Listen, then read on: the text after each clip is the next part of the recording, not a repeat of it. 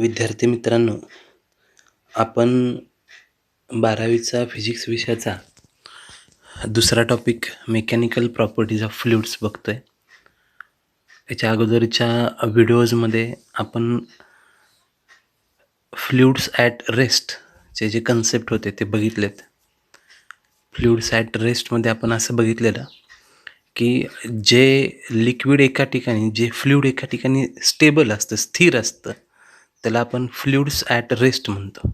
Fluid हा असा concept बघितलेला ज्याच्यामध्ये आपण असं समजून घेतलेलं की फ्लुइड म्हणजे काय, तर जे फ्लो होऊ शकतं त्याला आपण फ्लुइड असं म्हणतो. मग फॉर एक्झाम्पल वॉटर असेल तर वॉटर फ्लो होऊ शकतं तर ते फ्लुइड आहे. गॅस किंवा वारा फ्लो होऊ शकतो तर तो फ्लुइड आहे. मग सगळे गॅसेस हे फ्लुइड असतात, लिक्विड्स हे फ्लुइडमध्ये येतात. शिवाय प्लाझ्माज जे असतात, for example gel type material जे येतात ते सुद्धा फ्लुइडमध्ये येतात, जे फ्लो होऊ शकतात. थोडक्यात आपण असं बघितलेलं की जे फ्लो होऊ शकतं त्याला फ्लुइड असं म्हणायचं. आणि फ्लुइडच्या दोन बेसिक टप्प्यामध्ये आपण त्याला डिवायडेशन केलं फ्लुइड समजून घेताना. त्याच्यातला जो पहिला होता, तो जो आपण आत्तापर्यंत बघितला, तो होता फ्लुइड्स ॲट रेस्ट. असं फ्लुइड जे रेस्ट पोझिशनला असतं. फॉर एक्झाम्पल एखाद्या भांड्यामध्ये भरून ठेवलेलं पाणी ते काय फ्लो होत नाही, ते एका ठिकाणी स्टेबल आहे. किंवा विहिरीमधलं पाणी असेल, तलावामधलं पाणी असेल, जे स्थिर असतं, अशाला आपण फ्लुइड्स ॲट रेस्ट असं म्हणतो. आणि मग त्याचा अभ्यास करत असताना आपण त्याच्या वेगवेगळ्या प्रॉपर्टीज बघितल्या. त्याच्यामध्ये आपण त्याच्यामध्ये हायड्रोलिक लिफ्ट, हायड्रोलिक ब्रेक हे आपण बघितलं. त्याच्यानंतर महत्त्वाचे जे दोन कन्सेप्ट बघितले आपण ते होते सरफेस टेन्शन आणि सरफेस एनर्जी. त्याच्यावरून आपण सरफेस टेन्शन आणि सरफेस एनर्जीचं रिलेशन बघितलं आणि काही इक्वेशनचा पार्ट बघितला आपण. आणि इथून पुढचा जो भाग आहे या टॉपिकमधला, तो फ्लुइड्स इन मोशनच्या बाबतीतला आहे. म्हणजे आतापर्यंत आपण बघितलेला तो होता फ्लुइड्स ॲट रेस्ट. आता जो आपण बघणार आहे ते आहे फ्लुइड्स इन मोशन. त्याचा जो भाग आहे तो आज बघणार आहे आपण. आजच्या तासाला आपण फ्लुइड्स इन मोशन याच्यामध्ये जे कन्सेप्ट येतात या टॉपिकमध्ये, तो भाग बघितला तेवढा की हा टॉपिक संपतो येतं. आता जिथं फ्लुइड फ्लो होतं किंवा एखादं वॉटर असेल, एक्झाम्पल सांगायचं म्हटलं तर नदीचं वाहणारं पाणी असतं, त्याला आपण फ्लुइड्स इन मोशन म्हणू शकतो. आणि फिजिक्समध्ये ज्या ब्रँचमध्ये अशा फ्लो होणाऱ्या फ्लुइडचा स्टडी केला जातो, अशा फ्लुइडचा जे मोशनमध्ये असते त्याचा स्टडी करणारी जी फिजिक्समधली ब्रँच आहे त्याला हायड्रोडायनॅमिक्स असं म्हणतात. म्हणून हायड्रोडायनॅमिकची एक डेफिनेशन इथं आहे, ती अशी आहे: it is the branch of physics which deals with the study of properties of fluids in motion is called hydrodynamics. बघा, the branch of physics which deals with study of properties of fluids in motion is called as hydrodynamics. अशी फिजिक्सची branch आहे ज्याच्यामध्ये flow होणाऱ्या फ्लुइडचा अभ्यास केला जातो, ती ब्रँच म्हणजे काय म्हणायचं? हायड्रोडायनॅमिक्स. आता आपण फ्लुइड्स ॲट रेस्टचा जो अभ्यास केला त्याच्यामध्ये आपण काही इमॅजिनरी सिलेंडर विचारात घेतले होते. फॉर एक्झाम्पल आपण एका भांड्यामध्ये पाणी घेतलेलं, लक्षात येते का? बघा, आपण एखाद्या मोठ्या भांड्यामध्ये पाणी घेतलं आणि त्या पाण्याच्या आतमधला सिलेंडरच्या आकाराचा भाग, ॲक्च्युअल सिलेंडर नव्हे, सिलेंडरच्या आकाराचा भाग आपण इमॅजिन केला होता आणि त्याच्यानुसार आपण कॅल्क्युलेशन करून प्रेशर आणि त्याचे इक्वेशन मिळवले. आता इथं फ्लुइड्स इन मोशन बघत असताना आपण वाहणाऱ्या पाण्याचा एक इमॅजिनरी ट्यूबच्या आकाराचा भाग विचारात घेणार आहे. म्हणजे फॉर एक्झाम्पल इतर ठिकाणी सगळीकडे पाणी वाहते, फ्लो होणारं पाणी. तर फ्लो होणाऱ्या पाण्याचा एक ट्यूबच्या आकाराचा, ट्युब्युलर साईजचा एक इमॅजिनरी भाग आपण इथं विचारात घेणार आहे, ट्यूबच्या आकाराचा. मग इथं ही काय ॲक्च्युली ट्यूब वगैरे आहे का किंवा पाईप आहे का? तर तसं नाही आहे. इथं सगळीकडे पाणी आहे आणि या वाहणाऱ्या पाण्याचा आपण ट्यूबच्या आकाराचा भाग काय करतोय? विचारात घेतोय. मग असा म्हणजे आपल्याला फ्लुइड्स इन मोशन समजून घेण्यासाठी हे आपण काय नेमकं कन्सिडर काय करतो, काय इमॅजिन करतो, हे गरजेचं आहे, हे समजणं गरजेचं आहे. इथं आपण काय केलं आहे की इथं सगळीकडे असं विचारात घेऊया की इथं सगळीकडे हे फ्लो होणारं पाणी आहे. इथं जे आहे ते पाणी आहे आणि ते फ्लो होतं आहे आणि फ्लो होणाऱ्या पाण्यामधला एक ट्यूबच्या आकाराचा भाग आम्ही विचारात घेतला, इमॅजिनरी ट्यूब आम्ही विचारात घेतली. आता इथं जे लाईन्स दाखवलेत आपण, या ज्या लाईन्स ड्रॉ केलेत आणि ते जे ॲरो आहेत, या लाईन्स दाखवतात, त्या लाईन्सला म्हणायचं फ्लो लाईन्स. म्हणजे एक्झाम्पल काय, समजा आता पॉइंटरवरती बघा, समजा इथला एखादा वॉटरचा पार्टिकल आहे, तो काही वेळानं परत इथं जाईल त्याच लाईनवरून, काही वेळानं पुढं तसा पुढं जायचं. समजा या लाईनवरचा एखादा पार्टिकल आहे, वॉटरचा पार्टिकल किंवा मॉलिक्यूल आहे, वॉटर मॉलिक्यूल आहे, तो वॉटर मॉलिक्यूल असाच हळूहळू याच लाईनमध्ये काय होईल, पुढं जाईल. म्हणजे एखादा मॉलिक्यूल पुढे फ्लो होत असताना ज्या लाईनमधून पास होतो, भाग आम्ही विचारात घेतला आहे, ज्या ट्यूबचा एरिया, इमॅजिनरी ट्यूबचा एरिया किती आहे, तर ए एवढा आहे. इमॅजिनरी ट्यूबचा एरिया आम्ही विचारात घेतला आहे, तो किती आहे, तर ए एवढा आहे. आणि या ट्यूबला काय म्हणायचं, तर फ्लो ट्यूब असं म्हणायचं. या ट्यूबला म्हणायचं फ्लो ट्यूब. आता हे कशासाठी, तर फ्लुइड्स इन मोशन जे असतं, मोशनमध्ये असणारं फ्लुइड आहे, त्याचा स्टडी करताना आम्हाला काहीतरी फ्लो होणाऱ्या पाण्याचा काहीतरी भाग इमॅजिन करावा लागतो, विचारात घ्यावा लागतो. आणि तसा तो आम्ही एक ट्यूबच्या आकाराचा भाग विचारात घेतला आणि या ट्यूबमध्ये आम्ही बघितलं, मी पुन्हा एकदा सांगतो, जरा व्यवस्थित समजून घ्या. हे जे लाईन्स दिसतात त्या लाईन्सना म्हणायचं फ्लो लाईन्स. हे काय आहे लाईन्स म्हणजे, जर समजा इथला एखादा वॉटरचा मॉलिक्यूल आहे, तो फ्लो होत पुढं जाईल आणि पुढं जाताना ज्या लाईनमधून, ज्या रेषेत तो पुढं जातो, ती जी लाईन आहे त्याला म्हणायचं फ्लो लाईन. आणि त्या विचारात घेतलेल्या किंवा आम्ही इमेजिन केलेल्या ज्या ट्यूबचा एरिया काय विचारात घेतला आपण, ए. किती एरिया त्याचा, ए. आणि या ट्यूबला कसली ट्यूब म्हणायचं, तर फ्लो ट्यूब किंवा फ्लो लाईनची ट्यूब असं म्हटलं तरी चालतं. आता याच्यात काही आम्ही कन्सेप्ट शिकणार आहे. हे जे आम्ही फ्लो ट्यूब विचारात घेतले, याच्यामध्ये आम्हाला काही 4-5 कन्सेप्ट समजून घ्यायचे आहेत, जेणेकरून आम्हाला फ्लुइड्स इन मोशन व्यवस्थित समजून येईल. त्यातला पहिला जो कन्सेप्ट आहे तो आहे स्टेडी फ्लो. स्टेडीचा अर्थ आपल्याला त्या नावातच त्याचं मिनिंग समजतं. एखादा फ्लो स्टेडी आहे आम्ही कधी म्हणू शकतो, तर त्याची जी व्हेलॉसिटी आहे ती प्रत्येक पॉईंटला सारखी असेल. एक्झाम्पल बघा डायग्राममध्ये, समजा या लाईनमधून हा पार्टिकल फ्लो होतो आहे. समजा तो मॉलिक्यूल, वॉटरचा मॉलिक्यूल सुरुवातीला या पोझिशनला होता, या पोझिशनला असताना त्याची व्हेलॉसिटी, परत तो व्हेलॉसिटी म्हणजे एका पर्टिक्युलर डायरेक्शननं स्पीड झालं त्याचं, इथं असताना त्याची व्हेलॉसिटी, तो पुढं गेला की परत त्याची व्हेलॉसिटी, परत व्हेलॉसिटी, साईडनं तो राईट साईडला, समजा हे वॉटर जे फ्लो होते ते लेफ्ट साईडहून राईट साईडला फ्लो होते. समजा इकडून लेफ्ट साईडवरून कुठं जाते, राईट साईडला, आणि लेफ्टकडून राईटला जात असताना एकाच पर्टिक्युलर डायरेक्शनमध्ये तो फ्लो होत असताना प्रत्येक ठिकाणी त्याची जी स्पीड आहे ते एकसारखं असेल, म्हणजेच ते कसलं असेल म्हणायला लागेल, आम्हाला स्टेडी आहे असं म्हणायला लागेल. आणि असा जो फ्लो असतो त्या फ्लोला म्हणायचं स्टेडी फ्लो. म्हणून आम्ही स्टेडी फ्लोच्या बाबतीत काय सांगू शकतो, ही एक मेजरेबल प्रॉपर्टी आहे अशी, की ज्या फ्लोच्या बाबतीत त्या प्रत्येक मॉलिक्यूलची प्रत्येक ठिकाणची जर व्हेलॉसिटी आम्ही बघितली तर ती कॉन्स्टंट असते. So velocity of A particle of A fluid at any point is constant. At any given point is constant. Constant म्हणजे स्थिर असते, व्हेलॉसिटी बदलत नाही, म्हणजे एकाच स्पीडनं तो पुढं जात राहील. आणि तसा जो फ्लो आहे त्याला म्हणायचं स्टेडी फ्लो. मग फ्लो लाईन म्हणजे काय, मी आत्ता सांगितलं की फ्लो लाईन म्हणजे नेमकं काय. तर फ्लो लाईन म्हणजे काय, तर हा एक पाथ आहे की ज्या लाईनमधून, ज्या रेषेतून तो वॉटरचा मॉलिक्यूल पुढं जाणार आहे, ती जर लाईन आम्ही ड्रॉ केली तर त्या लाईनला म्हणायचं फ्लो लाईन. म्हणजे काय झाला, त्याचा पाथ झाला, मार्ग झाला त्याचा. So it is the path of individual particle in A moving fluid. Flow होणाऱ्या पार्टिकलचा, प्रत्येक मॉलिक्यूलचा एक आपला एक मार्ग असेल, एक लाईन असेल पर्टिक्युलर, ती लाईन म्हणजे कसली लाईन, तर फ्लो लाईन. आता पुढचे काही कन्सेप्ट बघा याच्यातलेच.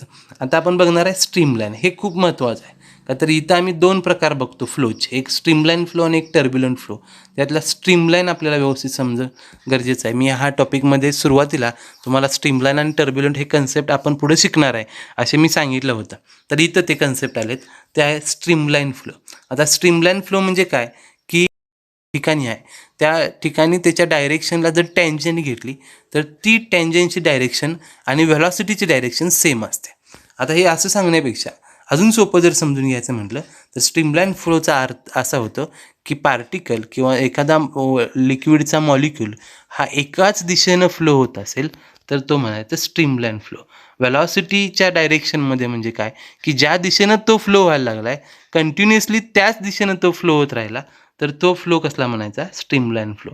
थोडक्यात काय, की एकच डायरेक्शननं फ्लो होत असेल, एकाच दिशेनं जर मॉलिक्यूल पुढं जात असेल तर त्याचा जो फ्लो आहे त्याला आपण म्हणणार आहे स्ट्रीमलाईन फ्लो. आता फ्लो ट्यूब म्हणजे काय, तर आपण जी इमॅजिनरी ट्यूब विचारात घेतले, ही काय ॲक्च्युअली ट्यूब नव्हे. इथं सगळीकडे वॉटर फ्लो होते लेफ्टकडून राईटकडं, आणि त्या फ्लो होणाऱ्या वॉटरचा एक ट्यूबच्या आकाराचा भाग आम्ही विचारात घेतला आहे. त्या ट्यूबच्या आकाराच्या भागाला आम्ही काय म्हणतोय, फ्लो ट्यूब. म्हणून ही इमॅजिनरी, ही ॲक्च्युअल नव्हे.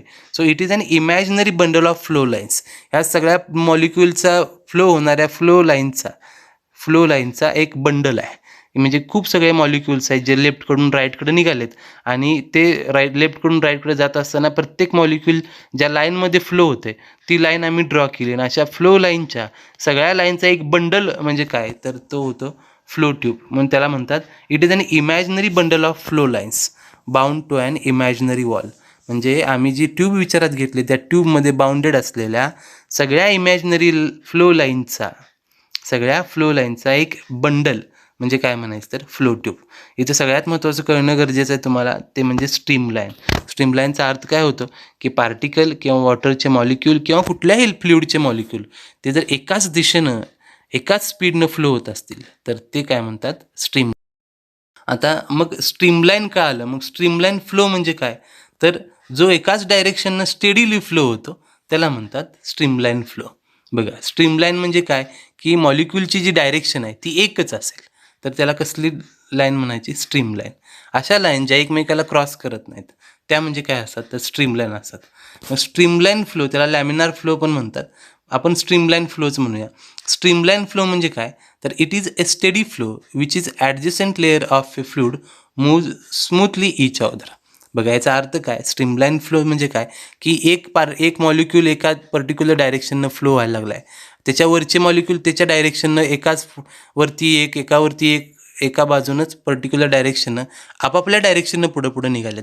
कुठलाही मॉलिक्यूल दुसऱ्या मॉलिक्यूलला जाऊन अडवत नाही किंवा टर्न होत नाही किंवा डायरेक्शन चेंज करत नाहीत. सगळे मॉलिक्यूल आपापल्या डायरेक्शननं एकाच डायरेक्शननं आपल्याच लेअरमधून पुढं चाललेत, आणि असं असताना जो फ्लो तयार होतो त्याला स्ट्रीमलाईन फ्लो म्हणतात.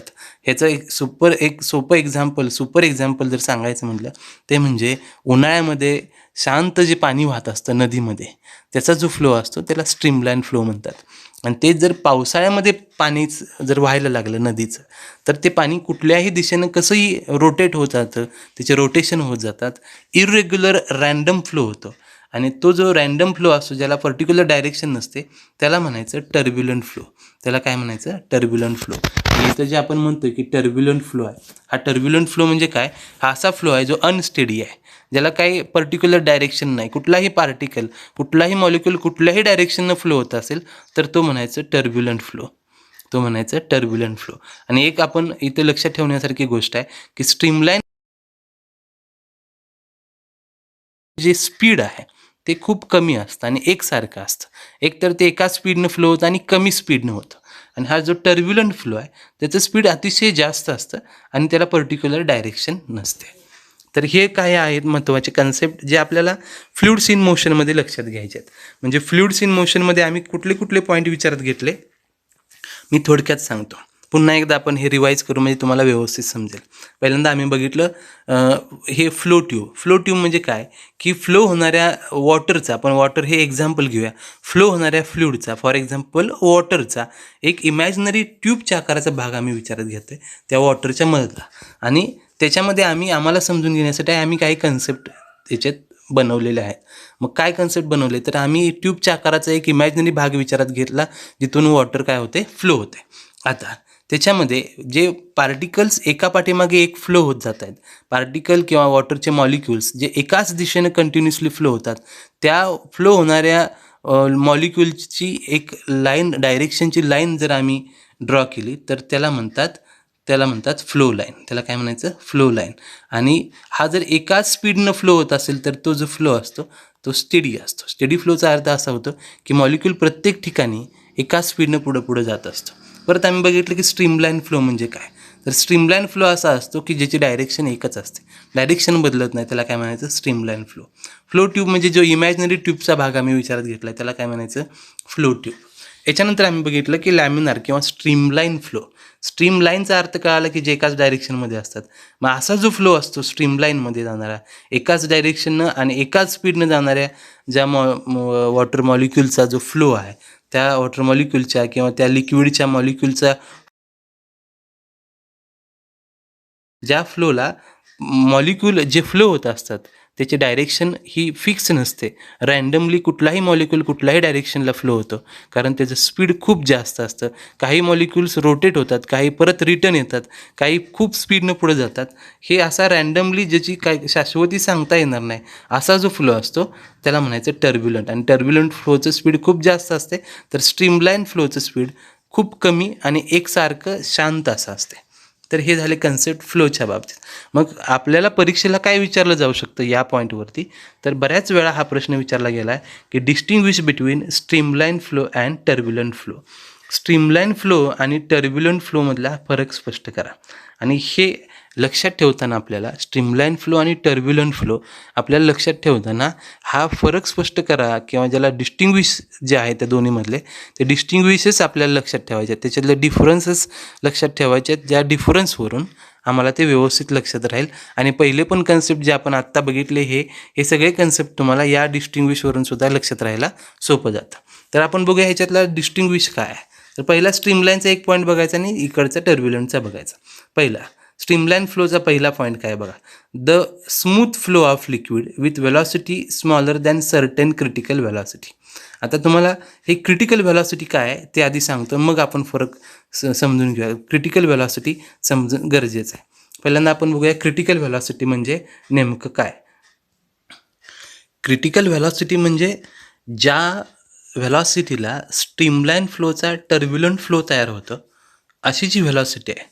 म्हणजे स्ट्रीमलाईन फ्लोला आपण असं म्हटलेलं की हा स्लो असतो, ज्याचं स्पीड कमी असतं. टर्ब्युलंट फ्लोला आपण असं म्हटलेलं की याला फ्लोचं जे स्पीड आहे ते जास्त असतं.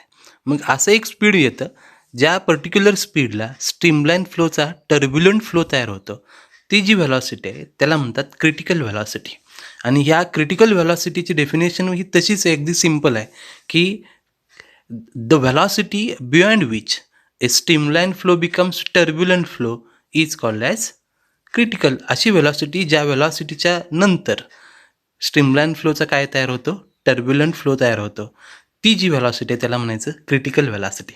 आणि या क्रिटिकल व्हेलॉसिटीचा जो शोध आहे, जो रिसर्च आहे, तो रेनॉल्ड्स या शास्त्रज्ञानं 1842 ते 1912च्या दरम्यान लावला. आणि त्याच्यामध्ये त्यांनी एक क्रिटिकल व्हेलॉसिटीचं इक्वेशन आपल्याला दिलं. हे आहे equation V is equal to R eta upon rho D. याच्यात आर जो आहे कॅपिटल आर त्याला रेनॉल्ड्स नंबर म्हणतात. तो एक प्युअर नंबर असतो. आपण ते एक्झॅक्टली काय आहे त्यात आपण बघणार आहे. आता नीट लक्ष द्या. क्रिटिकल व्हेलॉसिटी V ही अशी व्हेलॉसिटी आहे ज्या व्हेलॉसिटीला स्ट्रीमलाईन फ्लोचा टर्ब्युलंट फ्लो होतो. म्हणजे काय की स्ट्रीमलाईन फ्लो हा खूप स्लो असतो आणि टर्ब्युलंट फ्लो हा खूप फास्ट असतो. मग असं एक स्पीड असेल की ज्या स्पीडला स्ट्रीमलाईन फ्लोचा कसला फ्लो होईल, टर्ब्युलंट फ्लो होईल, त्या फ्लोला म्हणतात क्रिटिकल व्हेलॉसिटी. आणि ह्या क्रिटिकल व्हेलॉसिटीचं इक्वेशन दिलं, velocity V, critical velocity V is equal to R eta upon rho D. ह्याच्यात मग काय काय आहे बघा. V म्हणजे काय तर क्रिटिकल व्हेलॉसिटी इक्वेशनमध्ये. आरला म्हणायचं रेनॉल्ड्स नंबर, तो कसा असतो आपण पुढे बघणारच आहे. परत इटा म्हणजे काय तर कोइफिशियंट ऑफ विस्कोसिटी. इटा म्हणजे काय तर कोइफिशियंट ऑफ विस्कोसिटी. म्हणजे विस्कोसिटी कन्सेप्ट तुम्हाला पुढे समजणारच आहे. आत्ता सध्या एवढं लक्षात ठेवा की इटा म्हणजे काय तर कोइफिशियंट ऑफ विस्कोसिटी. आणि रो जे लिक्विड आहे, समजा वॉटर असेल तर वॉटरची density, that is density of fluid. आणि डी आपण जी इमॅजिनरी ट्यूब विचारात घेतो इथं, या ट्यूबचा डायमीटर त्याला म्हणायचं डी. आणि या 4 व्हॅल्यूवरून म्हणजे Reynolds number, coefficient of viscosity, परत density of that fluid that is rho and the diameter of tube, याच्यावरून रेनॉल्ड्सने एक इक्वेशन दिलं V is equal to R eta upon rho D. मग हा रेनॉल्ड्स नंबर आर म्हणजे काय आहे नेमका, तर बघा आर या म्हणजे आपण जे आता इक्वेशन बघितले की आर इज इक्वल टू, इथे इक्वेशन बघितलं की V is equal to R eta upon rho D. R eta upon rho D हे जे इक्वेशन आहे V is equal to R eta upon rho D, हे इक्वेशन जर आरसाठी लिहिलं तर ते असं येईल, R is equal to rho, आरसाठी लिहिलं रो इंटू डी, हे व्हीला मल्टिप्लाय होईल, इटा डिवाइड होईल. मग इक्वेशन आलं R is equal to rho V D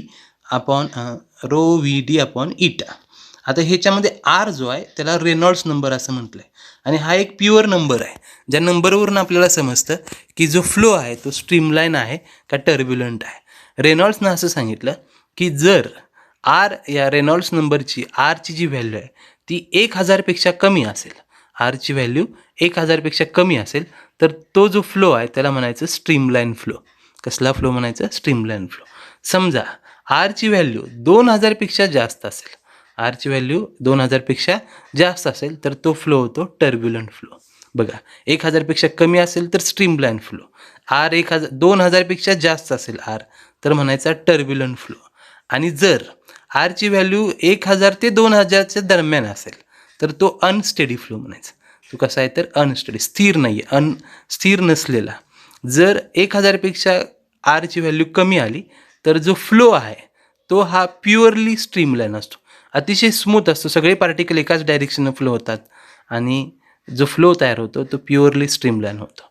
जर व्हॅल्यू आरची 2000पेक्षा जास्त असेल तर फ्लो हा टर्ब्युलंट फ्लो होतो, का तर पार्टिकलचं स्पीड खूप वाढतं, फ्लो होणाऱ्या मॉलिक्युलचं स्पीड खूप जास्त होतं आणि डायरेक्शन बदलतात, मॉलिक्यूल रोटेट व्हायला सुरुवात होते आणि जो फ्लो आहे त्याला म्हणायचं टर्ब्युलंट फ्लो.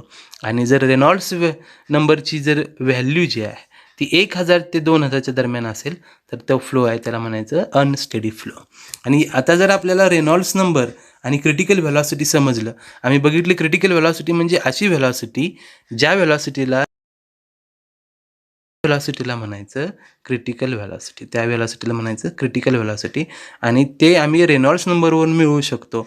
रेनॉल्ड्स नंबरवरून फ्लो टर्ब्युलंट आहे का स्ट्रीमलाईन आम्ही सांगू शकतो. जर रेनॉल्ड्स नंबर हा 1000पेक्षा कमी असेल तर स्ट्रीमलाईन, रेनॉल्ड्स नंबर जर 2000पेक्षा जास्त असेल तर टर्ब्युलंट आणि रेनॉल्ड्स नंबर जर 1000 ते 2000च्या दरम्यान असेल तर जो फ्लो आहे तो झाला अनस्टेडी. आणि मग आता आपण समजून घेऊया की स्ट्रीमलाईन फ्लोमध्ये आणि टर्ब्युलंट फ्लोमधला जो फरक आहे तो आता आमच्या व्यवस्थित लक्षात येईल. बघा, तर हा जो फ्लो आहे तो कसा असतो स्ट्रीमलाईन फ्लोचा? स्मूथ असतो, कारण स्ट्रीमलाईन फ्लोचा रेनॉल्ड्स नंबर 1000पेक्षा कमी असणार आहे आणि त्यामुळे फ्लो स्मूथ असेल, स्पीड कमी असेल. So first difference is the smooth flow of fluid and the velocity is smaller than critical velocity. Velocity ही कशी असते? क्रिटिकल व्हेलॉसिटीपेक्षा कमी असते. इथं काय होईल की हा एक इरेग्युलर फ्लो आहे, हा अनस्टेडी फ्लो आहे, ज्याच्यामध्ये व्हेलॉसिटी ही क्रिटिकल व्हेलॉसिटीपेक्षा काय असते? जास्त असते. हा पहिला फरक. इथं क्रिटिकल व्हेलॉसिटीपेक्षा व्हेलॉसिटी कमी असते, इथं क्रिटिकल व्हेलॉसिटीपेक्षा व्हेलॉसिटी जास्त असते. आता दुसरा डिफरन्स बघूया. स्ट्रीमलाईन फ्लोमध्ये व्हेलॉसिटी ऑफ फ्लुइड, जे फ्लो होणारं जे फ्लुइड आहे, समजा वॉटर असेल, फ्लो होणाऱ्या वॉटरची जी व्हेलॉसिटी आहे म्हणजे स्पीड जे आहे ते प्रत्येक ठिकाणी एकसारखं असतं. का तर स्ट्रीमलाईन फ्लोची व्हेलॉसिटी म्हणजे जे स्पीड असणार आहे, एका पर्टिक्युलर डायरेक्शननं असणारं स्पीड हे प्रत्येक ठिकाणी काय असतं? कॉन्स्टंट असतं, एकाच स्पीडनं ते जात असतं पाणी किंवा लिक्विड काय असेल ते. आणि टर्ब्युलंटमध्ये तसं नाही. मात्र टर्ब्युलंटमध्ये कधीही व्हेलॉसिटी कॉन्स्टंट नसते, कुठलेही मॉलिक्यूल कुठल्याही पर्टिक्युलर डायरेक्शननं फ्लो होत नाहीत, ते कसेही फ्लो होतात, रोटेटसुद्धा होतात, रिव्हर्स येतात, पुढे जातात, लेफ्ट राईट कसेही वळू शकतात. टर्ब्युलंट फ्लो हा स्पीड नसतो. बघा, आपण ज्या इथं लाईन्स ड्रॉ केलेत, इथं कुठल्याही दोन लाईन एकमेकाला क्रॉस झालेल्या नाहीत, कारण हा फ्लो स्ट्रीमलाईन आहे. आणि स्ट्रीमलाईन फ्लोमध्ये कुठलाही पार्टिकल दुसऱ्या पार्टिकलला धडकत नाही किंवा क्रॉस करत नाही, का तर तो डायरेक्शन चेंज करत नाही. म्हणून स्ट्रीमलाईन कधी इंटरसेक्ट होत नाहीत, क्रॉस करत नाहीत. आणि टर्ब्युलंट फ्लोमध्ये तसं नाही आहे, तिथं रोटेशनल होऊ शकतं. एखादा मॉलिक्यूल रोटेट होतं म्हणजे त्याला डायरेक्शनच नाही आहे फिक्स, तो कसाही फिरतोय. त्यामुळे इथं स्ट्रीमलाईन नसतातच. कसला फ्लो असतो? तो टर्ब्युलंट. आणि टर्ब्युलंटमध्ये मॉलिक्यूल रोटेट होऊ शकतात. आता चौथा फरक, streamline flow over a plane surface can be assumed to divided into number of plane layers. In a flow of liquid through a pipe uniform cross-sectional area, all the streamlines will parallel to each other किंवा parallel to the axis of the tube. म्हणजे काय? Streamline फ्लोमध्ये आपण वेगवेगळे थर विचारात घेऊ शकतो. खालच्या बाजूचा थर असेल तर त्याचं जे फ्लो होणारे मॉलिक्यूल आहेत त्याच्यावरती दुसरे मॉलिक्यूल फ्लो होतील, त्याच्यावरती दुसरे मॉलिक्यूल, सगळे मॉलिक्यूल आपापल्या डायरेक्शननं पुढे जात असतात.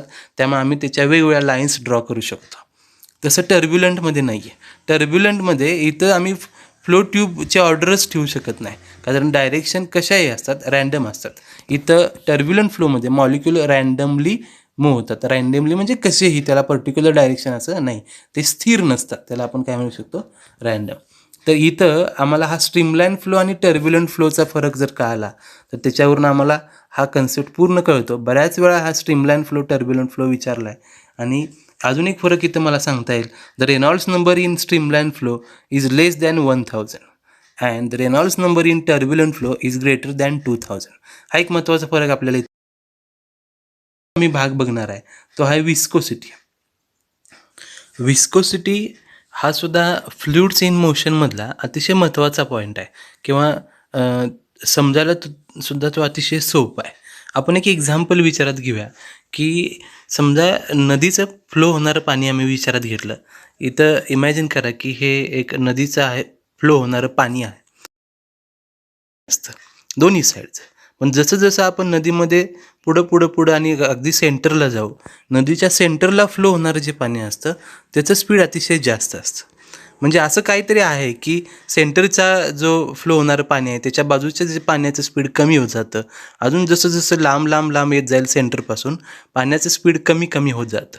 याचा अर्थ या दोन पाण्याच्या वेगवेगळ्या पाण्यामधल्या वेगवेगळ्या थरांमध्ये असं म्हणता येईल की असणारा एक ड्रॅगिंग फोर्स आहे, जो पाण्याच्या स्पीडला कमी कमी कमी करत नेतो. मग लिक्विडमध्ये किंवा फ्लुइडमध्ये असा एक ड्रॅगिंग फोर्स असतो, जो फोर्स लिक्विडच्या दुसऱ्या लेअरचं स्पीड कमी करत असतो. तो जो फोर्स आहे त्याला म्हणायचं विस्कस फोर्स. त्याला काय म्हणायचं, विस्कस फोर्स. मग विस्कस फोर्स किंवा विस्कोसिटी जी आहे ही एक अशी प्रॉपर्टी आहे ज्याच्यामध्ये लिक्विडच्या किंवा फ्लुइडच्या डिफरंट लेअरमध्ये वेगवेगळ्या थरांमध्ये एक ड्रॅगिंग फोर्स तयार होतो. ड्रॅगिंग फोर्स म्हणजे असा फोर्स जो दुसऱ्या फोर्सला पुढं जाण्यासाठी अपोज करत असतो, कमी करत असतो.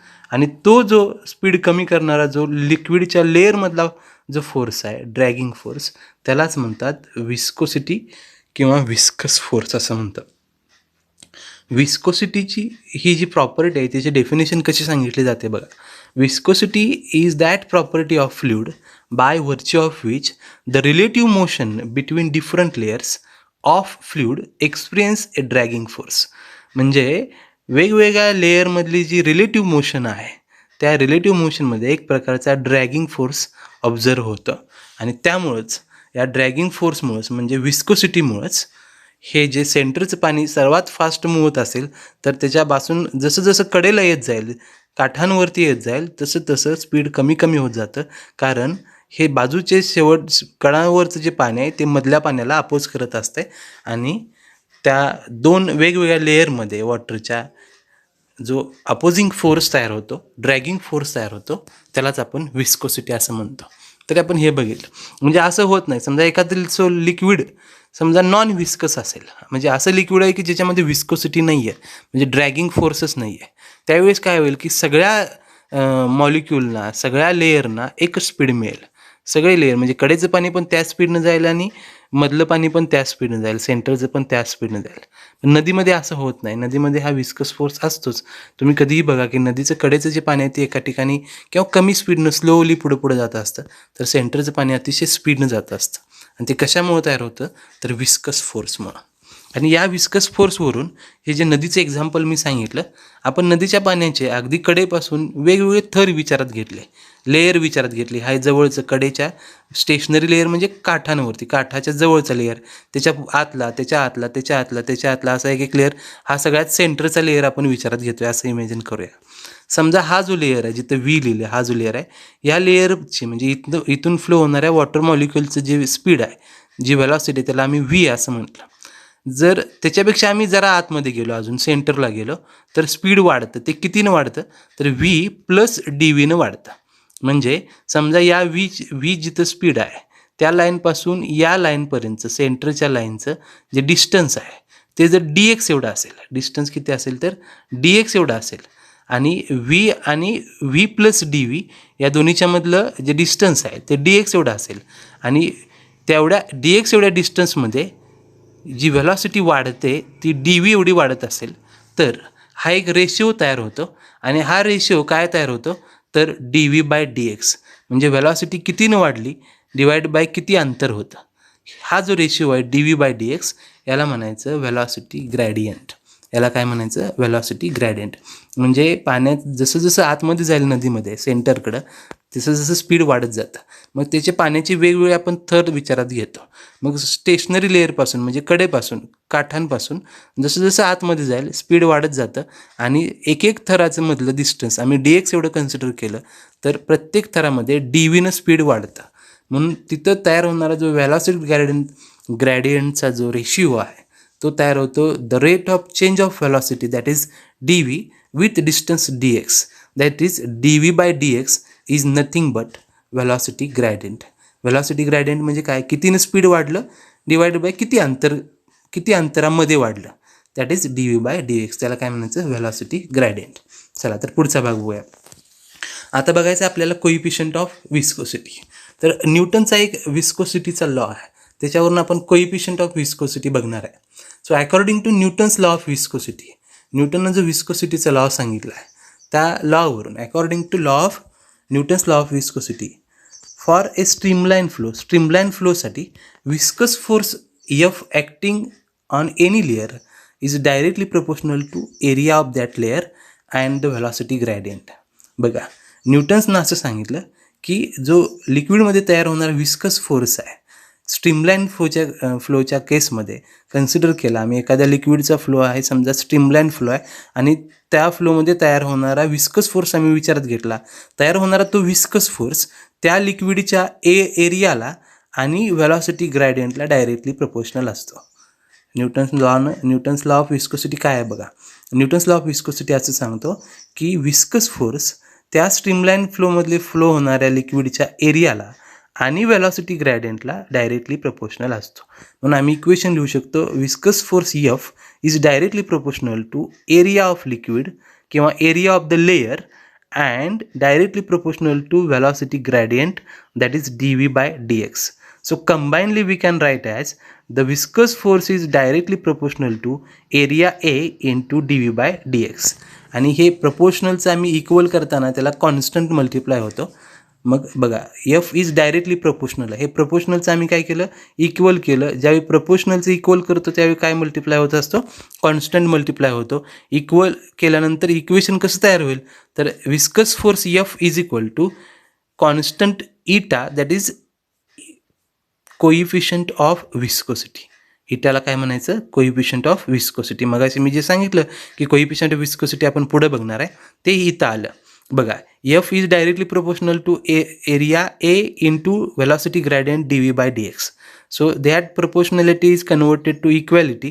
F is equal to constant eta, that is coefficient of viscosity eta into A into dv/dx. आणि हे जर equation coefficient of viscosity eta साठी लिहिलं तर A इंटू dv/dx हे F ला डिवाइड होईल. ही जी टर्म आहे A इंटू dv/dx ही डायरेक्ट डिवाइड कशाला होईल, F ला. इटाचं इक्वेशन होतं eta is equal to F upon A into dv/dx. A into dv/dx. म्हणजे हे आम्ही कसं वाचू शकतो बघा, eta that is coefficient of viscosity is defined as force that is viscous force per unit area per unit velocity gradient. कसं definition कशी सांगता येईल बघा. Coefficient of viscosity he definition परीक्षेला विचारली जाते. डिफाईन कोइफिशियंट ऑफ विस्कोसिटी, आणि ते आम्ही कशी सांगणार आहे, the coefficient of viscosity can be defined as the viscous force per unit area per unit velocity gradient. आणि याचं SI युनिट आहे newton second per metre square. So SI unit of coefficient of viscosity is newton second per metre square. आता ही definition जी आत्ता मी सांगितली coefficient of विस्कोसिटीची, ही आपल्याला या coefficient of viscosity इटाच्या फॉर्म्युल्यावरून सांगता येते. म्हणजे डेफिनेशन पाठ करायची गरज नाही, आपण फक्त फॉर्म्युल्यावरून डेफिनेशन सांगू शकतो. कशी सांगता येईल बघा, coefficient of viscosity eta is equal to काय आहे, F upon A into dv/dx. Definition कशी सांगता येईल बघा, coefficient of viscosity eta is defined as the viscous force per unit area per unit velocity gradient. Per unit area काय divide झाले त्याला, area आणि velocity gradient. So viscous force per unit area per unit velocity gradient, आणि त्याचं unit आहे newton second per metre square. तर हे आपण जे आता बघितलं हे होतं कोइफिशियंट ऑफ विस्कोसिटी. आता आपण बघणार आहे स्टोक्स लॉ. 1845मध्ये सर जॉर्ज स्टोक्स यांनी 1845मध्ये सर जॉर्ज स्टोक्स यांनी हा स्टोक्स लॉ शोधून काढला. हा स्टोक्स लॉ म्हणजे त्यांनी जो एक्सपेरिमेंट केलेला तो काय होता, तर एक काचेची ट्यूब होती. आपण जे ट्यूब लाईट लावतो घरामध्ये त्या आकाराची ट्यूब, त्याच्यामध्ये त्यांनी ऑइल भरलं आणि त्या ऑइलमध्ये वरून एक छोटा स्पियर म्हणजे बेरिंग बॉल जसा असतो त्या आकाराचा स्पियर त्या ऑइलमध्ये वरून खाली टाकला, त्या ऑइलमध्ये टाकला वरून. तर असं लक्षात आलं की तो ऑइलमध्ये पडल्या पहिल्यांदा थोडंसं त्याचं स्पीड जास्त होतं आणि नंतर काही सेकंदात तो एका कॉन्स्टंट आणि स्थिर स्पीडनं खाली जाताना लक्षात आलं. हे कोणी केलेलं एक्सपेरिमेंट, तर या सर जॉर्ज स्टोक्स यांनी 1845मध्ये. पुन्हा एकदा सांगतो, हे व्यवस्थित समजून घेऊया. स्टोक्स लॉ खूप महत्त्वाचा आहे. बघा काय केलं, एक्सपेरिमेंट असा होता की एक काचेची ट्यूब होती, त्या ट्यूबमध्ये ऑइल घेतलं. ट्यूबची लांबी साधारणपणे 1 मीटर उंची एवढी. त्या ऑइलनं भरलेल्या ट्यूबमध्ये वरून बेरिंग बॉल टाकला, एक मेटॅलिक स्पियर, आपण बेरिंग बॉल असं म्हणूया. मेटलचा स्पियर म्हणजे बेरिंग बॉल जसा असतो ना त्या आकाराचा, तो वरून टाकला. त्याच्यामध्ये वरून टाकला की तो जसा ऑइलमध्ये पडला, तो टप करणं पडला त्याच्यामध्ये, की पडला की असं लक्षात आलं की तो पडल्या थोडंसं अंतर तो खूप स्पीडनं गेला पडल्या आणि नंतर तो एका कॉन्स्टंट आणि एका स्थिर व्हेलॉसिटीनं खाली गेला. आणि त्याच्यावरून त्यांनी स्टोक्स लॉ डेव्हलप केला आणि एक स्टेटमेंट दिलं. ते स्टेटमेंट काय होतं बघा, the law states that, law असं सांगतं, the viscous force F acting on a small sphere, तो जो बेरिंग बॉल होता त्याला स्मॉल स्पियर असं म्हणतात, त्याच्यावरती अप्लाय होणारा जो विस्कस फोर्स आहे, the viscous force F acting on a small sphere which is falling through a viscous medium, त्या विस्कस मिडियममधून तो खाली जात असताना त्या स्पियरवरती अप्लाय होणारा जो विस्कस फोर्स आहे, तो विस्कस फोर्स हा डायरेक्टली प्रपोर्शनल असतो रॅडियस ऑफ द स्पियर, त्या स्पियरच्या रॅडियसला डायरेक्टली प्रपोर्शनल असतो. आणि अजून कुणाला कशाला डायरेक्टली प्रपोर्शनल असतो, तर त्याची जी व्हेलॉसिटी आहे, कॉन्स्टंट व्हेलॉसिटी, ज्याला टर्मिनल व्हेलॉसिटी म्हणतात, velocity V through a fluid. आणि अजून एका गोष्टीला तो डायरेक्टली प्रोपोर्शनल आहे, तो म्हणजे कोइफिशियंट ऑफ विस्कोसिटी. आता हे एका वेळी कसं सांगता येईल बघा. स्टोक्स लॉचं स्टेटमेंट कसं आहे, एखाद्या ट्यूबमध्ये आपण ऑइल घेतला आणि त्या म्हणजे कुठलंही विस्कस असणारं सोल्युशन, विस्कस असणारं फ्लुइड घेतलं आणि त्याच्यामध्ये आपण एक मेटलचा sphere, for example bearing ball, ऑइलमध्ये टाकला, तर त्या बेरिंग बॉलवरती अप्लाय होणारा जो विस्कस फोर्स आहे, तो विस्कस फोर्स हा डायरेक्टली प्रपोर्शनल असतो. कशाला? 3 गोष्टींना. एक, त्या स्पियरच्या रेडियसला, तो ज्या स्पीडनं खाली जातोय त्या व्हेलॉसिटीला, ज्याला टर्मिनल व्हेलॉसिटी असं म्हणतात. आणि तिसरं काय, तर कोइफिशियंट ऑफ विस्कोसिटी ईटाला. आणि त्याच्यावरून इक्वेशन लिहिता येतं, the viscous force F V is directly proportional to coefficient of viscosity eta, radius of metallic sphere R and the velocity V. हे कशाला प्रोपोर्शनल आहे विस्कस फोर्स, तर ईटा, R आणि V. आणि स्टोक्स लॉनं कॅल्क्युलेशन करून प्रोपोर्शनलचं इक्वल करत असताना जो कॉन्स्टंट मल्टिप्लाय करायला लागतो, त्याची व्हॅल्यू दिली 6 पाय. त्याची व्हॅल्यू किती असते, पायच्या कम्पॅरेटिव्हली त्यांनी व्हॅल्यू कॅल्क्युलेट केली, ती व्हॅल्यू असते 6 पाय एवढी. आणि म्हणूनच विस्कस फोर्सचं equation by using Stokes law हा काय असतं, तर F V is equal to 6 pi eta R V. आणि याच्यामध्ये 6 पाय हा जो आहे याला कॉन्स्टंट किंवा विस्कस कॉन्स्टंट असं म्हणतात. So this expression of viscous force acting on a spherical object moving through the viscous medium, हे इक्वेशन, हे जे एक्सप्रेशन, हे इक्वेशन जे मिळतं, याच्यावरून एखादा बेरिंग बॉल किंवा एखादा मेटलचा स्पियर विस्कस सोल्युशनमध्ये खाली जात असताना त्याच्यावरती अप्लाय होणारा जो विस्कस फोर्स आहे तो कॅल्क्युलेट करण्यासाठी उपयोगात येतं. हा जो लॉ दिला याला म्हणायचं स्टोक्स लॉ. आता जी मी व्हेलॉसिटी आत्ता सांगितली, इथं जी व्हेलॉसिटी असते त्याला टर्मिनल व्हेलॉसिटी V असं म्हणतात. ती व्हेलॉसिटी कशी कॅल्क्युलेट केली जाते, त्यासाठी एक एक्सप्रेशन आहे छोटंसं आपल्याला इथं, ते आपण बघणार आहे. त्याला म्हणतात टर्मिनल व्हेलॉसिटी.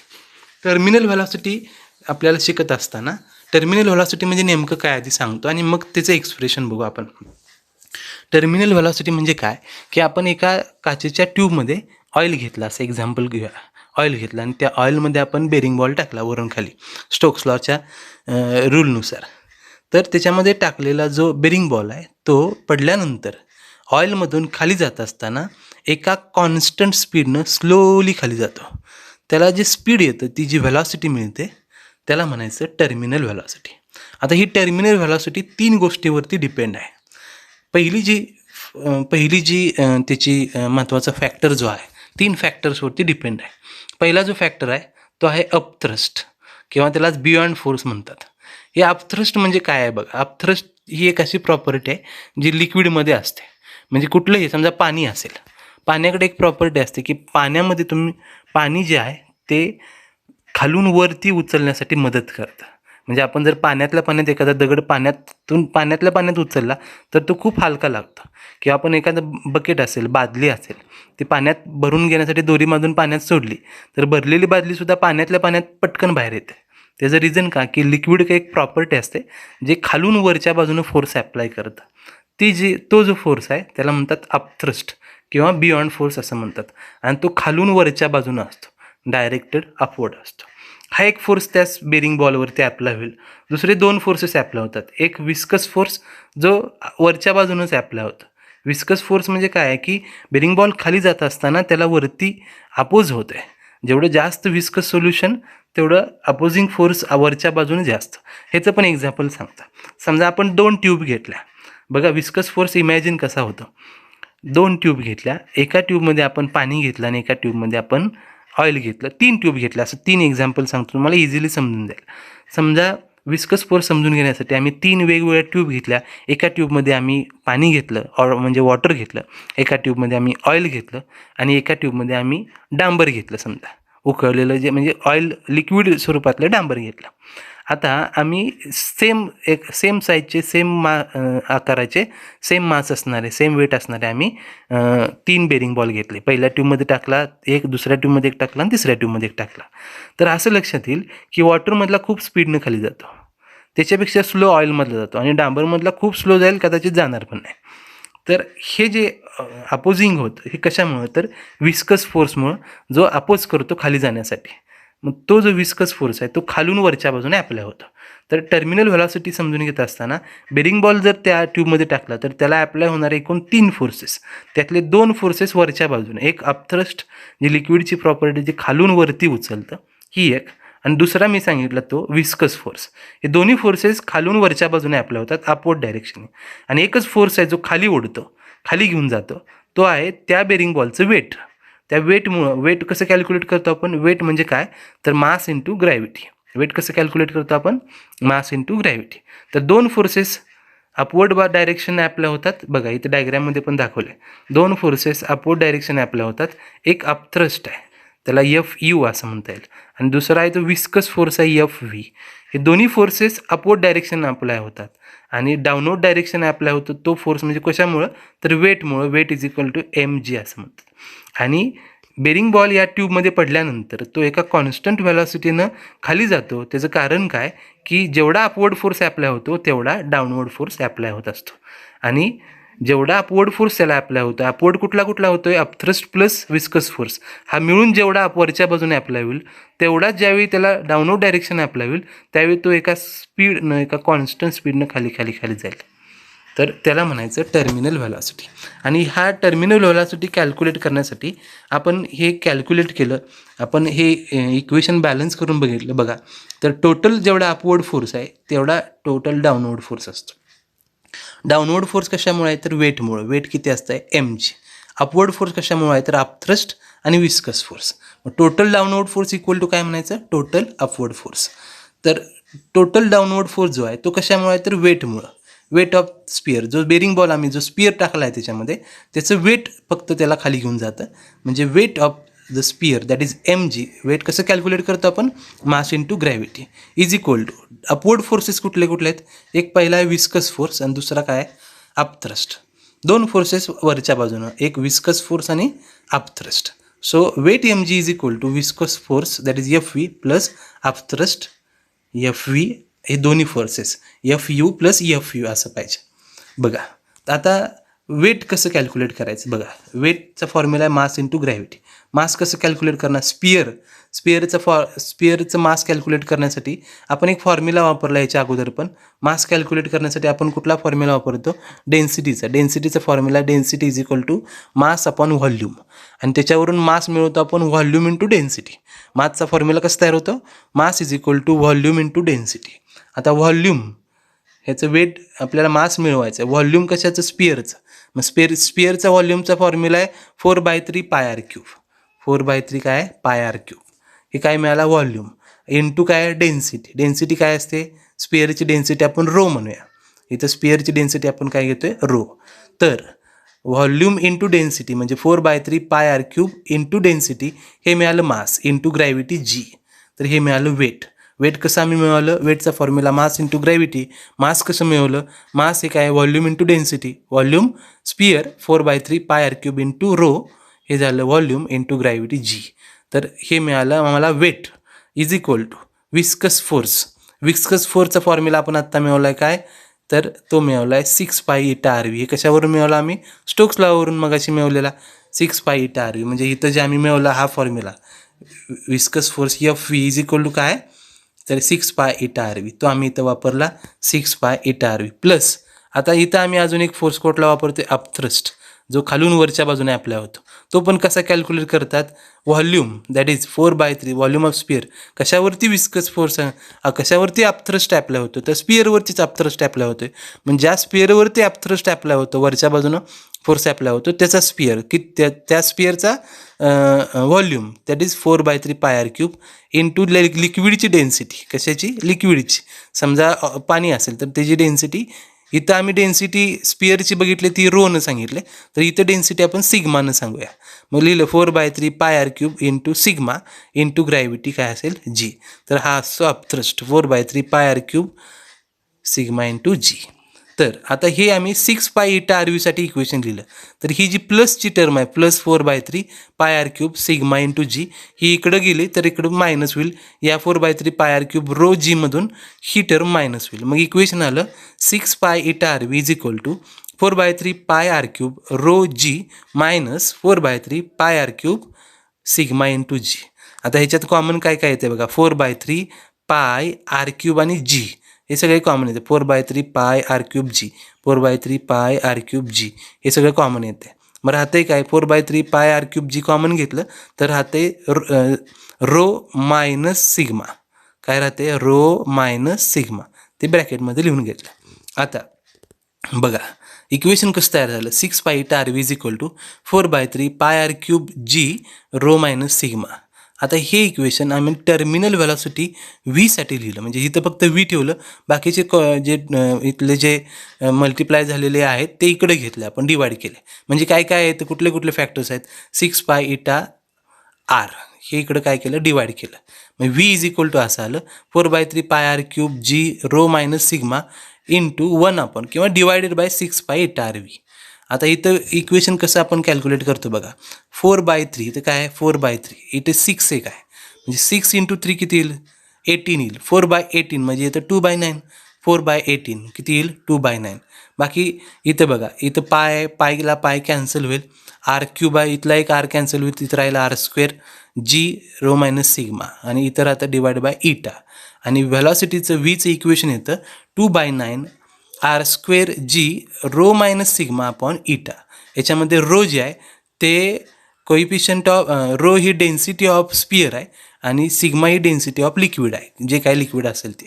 आणि त्याच्यावरून आम्हाला टर्मिनल व्हेलॉसिटीचं इक्वेशन मिळतं V is equal to 2/9 into R² G rho minus sigma upon इटा.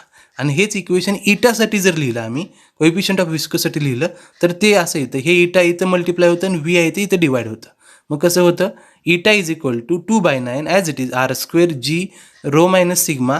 इथं इटाच्या ऐवजी काय येईल? व्ही येईल, आणि हे इथलं इटा इथं जाईल. तो ही काय येईल? Eta is equal to 2/9 R² G rho minus sigma upon V. आणि हे इक्वेशन आम्हाला काय मिळून देतं? Coefficient of viscosity. So coefficient of viscosity हे जर कॅल्क्युलेट करायचं असेल तर आम्ही फॉर्म्युला वापरणार आहे 2/9 R² G rho minus sigma upon V. आणि याच्यामध्ये व्ही ही टर्मिनल व्हेलॉसिटी असेल, रो ही डेन्सिटी आहे स्पिअरची, सिग्मा ही डेन्सिटी आहे लिक्विडची. जर टर्मिनल व्हेलॉसिटी कॅल्क्युलेट करायची असेल तर आम्ही हा फॉर्म्युला वापरणार, V=2/9 r²g rho minus sigma upon eta. तर इक्वेशन 37 मिळवून देतं टर्मिनल व्हेलॉसिटी आणि इक्वेशन 38 मिळवून देतं आम्हाला कोइफिशियंट ऑफ विस्कोसिटी. तर हे इक्वेशन आहे कोइफिशियंट ऑफ विस्कोसिटीचं. इथं हा आपला टर्मिनल व्हेलॉसिटीचा पॉईंट पण संपतोय. आपण जे आज बघितलं त्याच्यामध्ये आपण फ्लुइड्स इन मोशनमधले कन्सेप्ट बघितले, ज्याच्यामध्ये स्ट्रीमलाईन फ्लो बघितला, टर्ब्युलंट फ्लो बघितला, Stokes law, viscosity, terminal velocity, coefficient of viscosity हे कन्सेप्ट बघितले. तसा थेरॉटिकल पार्ट आहे, थोडासा इक्वेशनचा भाग आहे. जर हे इक्वेशन अतिशय सोपे आहेत, तुम्ही प्रयत्न करा लगेच सोडवता येतील. जर नाही कळालं तरी विचारलं तरी चालते, तुम्ही नंतर विचारा. काही शंका वाटली तर अभ्यास करताना तिथंच लिहून घ्या, डाऊट आला तर तुम्ही विचारलं तरी चालते. आता इथं हा आपला दुसरा जो टॉपिक आहे मेकॅनिकल प्रॉपर्टीज ऑफ फ्लुइड्स हा इथं संपतोय. या टॉपिकमधले आपण व्हिडिओ सगळे पॉईंट कवर केले. जर तुम्हाला काय डाऊट वाटला असेल किंवा परत बघायचं असेल तरी तुम्ही हे यूट्यूबला परत आणि बघू शकता किंवा मला विचारा, मी तुम्हाला त्याची लिंक पाठवेन. हा टॉपिक अतिशय महत्त्वाचा तुम्हाला मार्क्स मिळवून देणार आहे. तर आपल्याला काय करायचं आहे की हे तुम्ही बघायचं, व्यवस्थित घरी स्वतःहून अभ्यास करायचा आणि ते न बघता लिहिण्याचा प्रयत्न करायचा. तर इथं आज आपला हा दुसरा टॉपिक संपतो आहे. जर काय शंका वाटली तर तुम्ही नंतर विचारलं तरी चालतं आहे, आपण डिस्कससुद्धा करूया. ओके, अभ्यास करा आणि नोट्स ह्याच्या मी तुम्हाला पाठवतोच.